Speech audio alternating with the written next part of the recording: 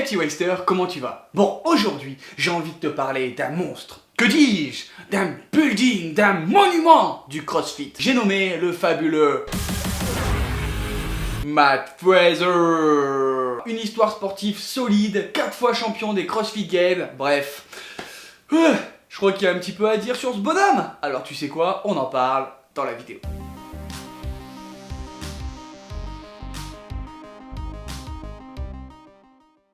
Généralement, quand on découvre le CrossFit, comment ça se passe? On est sur YouTube, on va regarder 2-3 petites vidéos motivation sur les gains, on regarde un petit peu les grosses figures, les physiques, etc. Si on a envie de se chauffer, on va regarder des petits documentaires du genre The Rhythm Test and Dominant ou The Fittest Man on Earth sur Netflix. Enfin voilà, tu vois un petit peu les programmes. Et puis après, qu'est-ce que tu peux faire? Et bah tu vas regarder cette vidéo avec moi qui s'est mis en mode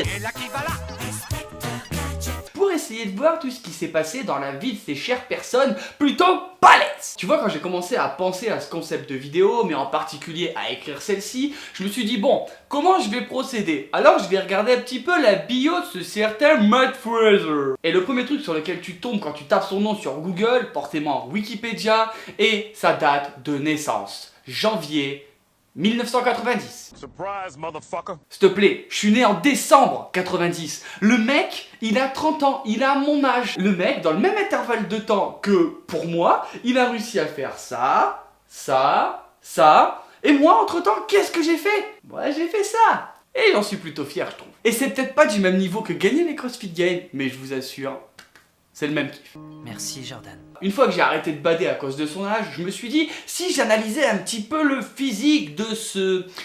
Ouais non, cet alien, j'ai envie de te dire. Arrête de dire ça. Quand tu le regardes, en particulier ces dernières années, physiquement, ouais, il est pas vraiment là pour enfiler des perles, ça se voit. Ouais, c'est pas faux. De toute façon, depuis le début de sa carrière sportive, il kiffe l'haltérophilie. Mais après une pause, parce qu'il s'est blessé au dos, à 23 ans, il s'est dit, tiens, si je me mettais au CrossFit pour me remettre en forme, histoire de perdre un petit peu de poids. Putain, comment c'est pas juste les gens qui sont comme ça là? Bâtard. Je pense que rapidement il a un petit peu changé d'optique. Parce que maintenant il fait 1m70 pour 88 putain de kilos. Wow. C'est un putain de beau bébé le bordel. Et quand tu le vois torse nu avec ses épaules en 3D, c'est pas étonnant qu'il arrive à passer des snatchs à 140 kilos. Et franchement quand tu vois ses cuisses, je te jure, j'y ai pas pensé quand j'ai écrit la vidéo, mais maintenant je vais me taper le délire, je le mettrai sur Insta. Mais quelle taille il met en short bordel? C'est pas un peu con lui. Parce qu'on est d'accord, quand on arrive à faire un squat à 219 kg en PR, c'est pas des jambes qu'on a, c'est des putains de pistons. Enfin, on n'a pas les mêmes. Tu vois, moi je suis content de faire un squat à 100 kg. Est-ce que tu te rends compte qu'à ce moment précis, lui, bah, c'est comme s'il avait 2 barres sur le dos, comme toi. Voilà. Peut-être même toi si tu... Déprimant. Encore si c'était que ça. Mais quand tu regardes ses WOD, lui généralement, il prend des barres plus lourdes que toi. Il se déchire autant que toi.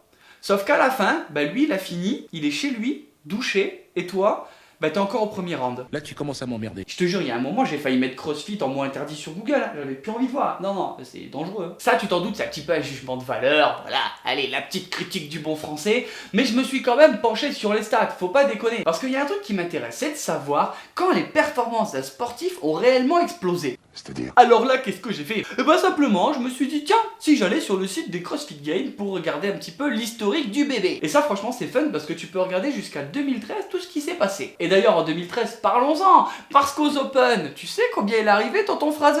192e.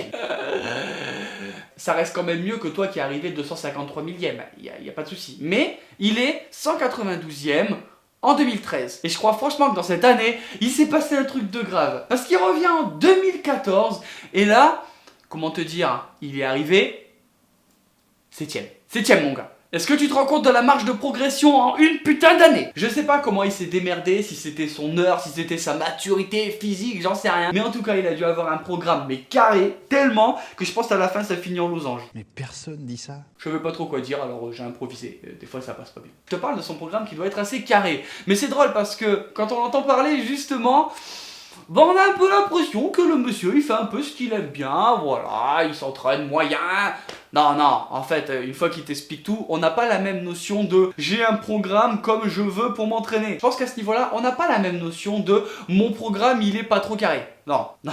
Parce que quand tu fais tes recherches et qu'ils t'annoncent, normal comme ça, oh, ben moi je m'entraîne 7 jours sur 7, à peu près 6 heures par jour, je trouve que c'est une bonne moyenne, où je suis pas trop épuisé et je peux me faire 1 heure de récup par jour. Ok, d'accord. Toi tu crèves.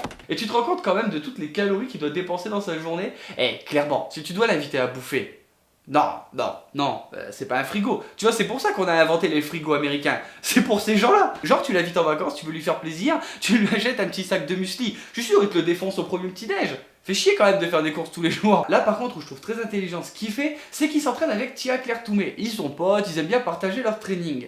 Alors ouais, regroupe les champions, histoire de faire balèze plus balèze égale Mega Monster Fusion. Non, ça ne marche pas. Et je te jure, c'est chaud quand je fais des trucs comme ça. Qu'est-ce qu'ils sont mauvais, mais c'est pas possible sur ma vie. Mais finalement, s'ils arrivent à concentrer toutes leurs ressources, toutes leurs connaissances pour améliorer encore leur performance, moi je dis, franchement c'est le bon plan. Tout comme tu vois Rich Froning qui donne des conseils à pas mal d'athlètes très très haut classés, et quand quelqu'un de ce niveau-là te donne des conseils, tu les écoutes, t'appliques, même si t'es pas d'accord, tu fais quand même. C'est bon. Après, Matt Fraser, on peut le critiquer sur plein de points, on peut l'adorer, le détester, enfin ça c'est pas à moi de vous le dire, mais ce qui est important, c'est de regarder comment il a su gérer son évolution et son travail sur ses points faibles. Si t'as suivi son parcours des CrossFit Games en 2015, où le sprint a clairement été le pire truc qu'il a pu faire, il était mauvais. Tu sais pas jouer, Jack. T'es mauvais. Ouais, il aurait pu genre refaire une dépression là-dessus. Pourtant non, il a rien lâché. Et qu'est-ce qu'il a fait l'année d'après? That's Matt Fraser. Matt Fraser and Ben Smith in a foot race. Are you kidding me? What can this guy do? Matt Fraser is gonna win his heat. Il a dégondé tout le monde. Faut pas oublier quand même que le mec il fait 1m70 et presque 90 kg. Faut le bouger le bordel. Il arrive, tranquille, pépouze, oh les gars, venez on court ensemble. Et il allume tout le monde. Tu vois, j'ai quand même regardé pas mal de documentaires sur lui. Et c'est vrai que quand tu le vois dans son habitat naturel, quand il s'entraîne dans son garage là, il te dit non mais je fais mon programme au feeling, je mange un peu ce que je veux, je fais des excès. Mais clairement, je suis quand même pas vraiment d'accord par rapport à ça. Ah ouais? Je pense que quand t'es un athlète de ce niveau-là, le mode je m'entraîne comme je veux et je mange comme j'en ai envie, c'est pas tout à fait la même conscience que toi tu peux en avoir. Avec toutes les habitudes, les conseils, les recherches que tu fais, t'as pas vraiment conscience de ce qui doit être normal pour personne lambda comme moi, toi, nous tous quoi quasiment. Et puis on va pas se mentir, il est pas tout seul, il a des gens qui s'occupent de sa récup, forcément qui vont le conseiller sur ses programmes, sur des choses où il est pas expert, parce que jusqu'à preuve du contraire, personne n'a la science infuse, surtout. C'est sûr qu'à des moments il doit relâcher la pression, il doit se faire plaisir. De toute façon il l'a dit, après les games, il y a 2 ou 3 mois je crois, où il se relâche complètement. Et il a bien raison, parce que quand tu t'entraînes et que tu dédies ta vie à un sport comme ça, il y a bien un moment avec toute l'abnégation que tu veux, il va falloir respirer. Parce que bon, c'est vrai qu'être un champion c'est cool, mais avoir une vie, c'est sympa aussi.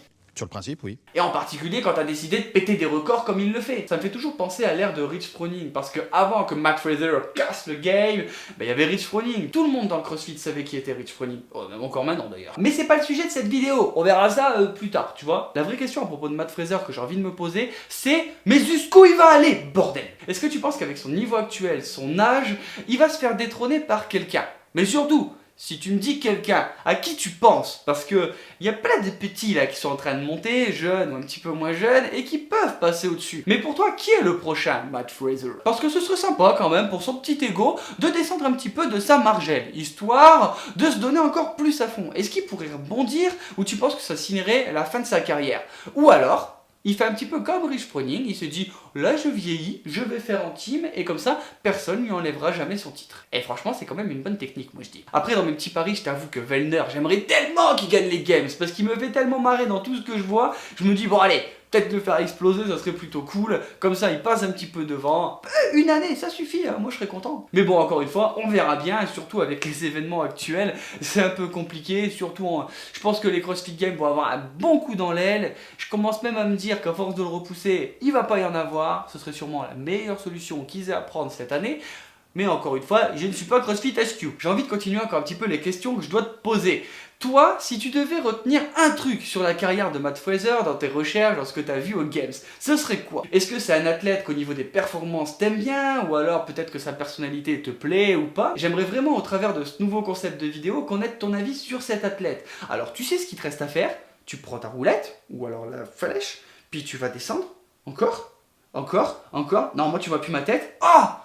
Il y a les commentaires. Ben voilà, écris, j'attends. Et puis je te promets, normalement je te réponds. Enfin, je fais ça quand même à beaucoup d'entre vous. Alors bah, il n'y a plus que ça à faire. Bon voilà les amis, aujourd'hui nouveau concept de vidéo, j'avais un petit peu envie de parler des boss du CrossFit. Si ce concept te plaît, n'hésite pas encore à le dire en commentaire parce que c'est des petites idées qui me passent comme ça, je teste, on voit bien. Et puis bon en attendant la vidéo elle est terminée, si t'es pas idole, laisse un pouce bleu, abonne-toi. Si tu veux rejoindre la team et voir un petit peu plus de l'envers du décor, Instagram, Facebook et tout, lien en description. Si tu veux soutenir les projets et porter les couleurs, il y a le store. En plus il va y avoir beaucoup de surprises, je vais l'annoncer dans les semaines à venir. Et puis si t'es un bro western de fou, que t'as vraiment envie que les vidéos elles explosent, que la chaîne elle se développe, tu sais que j'ai besoin de toi, j'ai lancé le Tipeee, alors n'hésite pas, fais même une petite visite, chaque petit geste compte comme dirait Jack dans Titanic, et puis nous on se retrouve chaque mardi et vendredi pour une prochaine vidéo. Allez, ciao ciao.